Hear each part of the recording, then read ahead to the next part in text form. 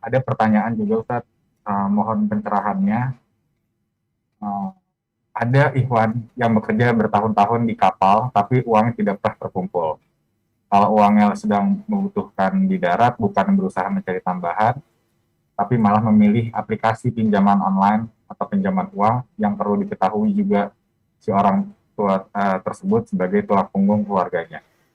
Bagaimana siapa yang harus memberitahukan kalau orang tersebut harus fokus atau mendahulukan keluarga intinya dulu, baru keluarga besarnya, bukan berarti melalaikan orang tua.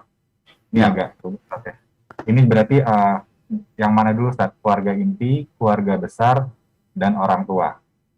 Karena kalau misalnya ke orang tua lebih mentingin keluarga besarnya, sedangkan ke keluarga intinya nggak diperlu-perluin. Agak susah nih. barakallahu fiik. Iya, ahibati fillah.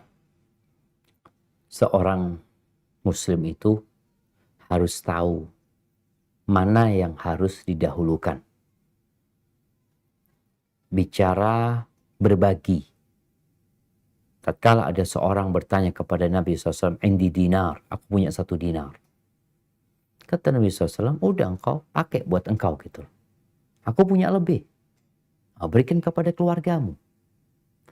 Dan Nabi SAW juga menyampaikan bahwasanya ketika seorang punya harta, ibda biman ta'ul.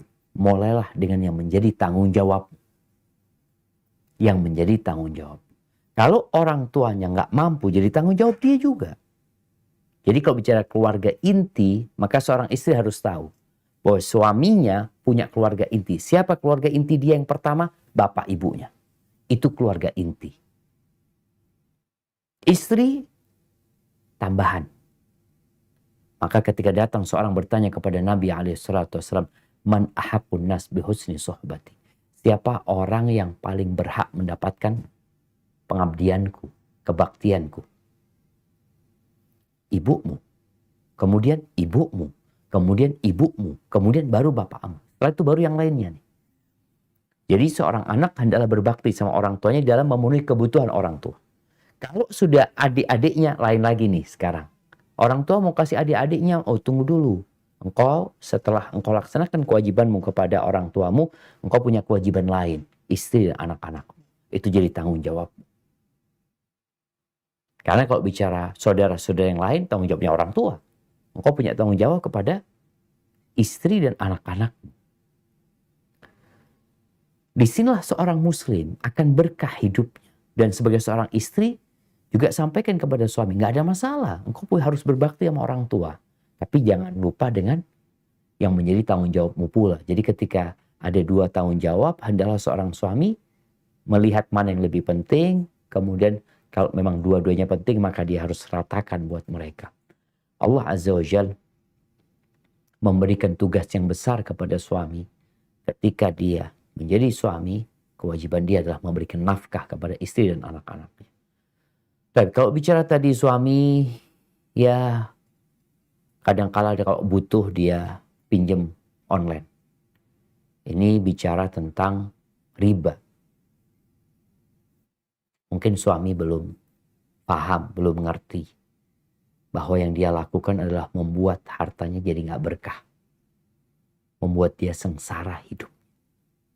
Maka perlu duduk sama suami menyampaikan tentang hukum secara agama, menguatkan keimanan dia. Kalau dikatakan siapa yang harus ngomong sama suami, dia siapa yang bisa sampai kepada dia.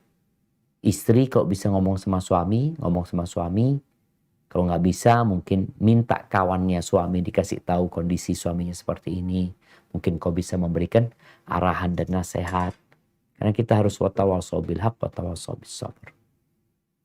Dan termasuk dosa ketika seorang menelantarkan jadi tanggung jawab dia. Maka kita harus tahu dulu mana yang jadi tanggung jawab kita. Sehingga kita tidak melantarkan. Ada orang yang kita nggak tanggung jawab gitu. Ada orang lain tanggung jawab itu. Ana punya tanggung jawab sama keluarga Ana gitu. Jadi ingat, keluarga inti suami adalah orang tuanya, kemudian istri dan anak-anaknya. Baru yang lainnya nanti tambahan. Ada wallahu a'lam.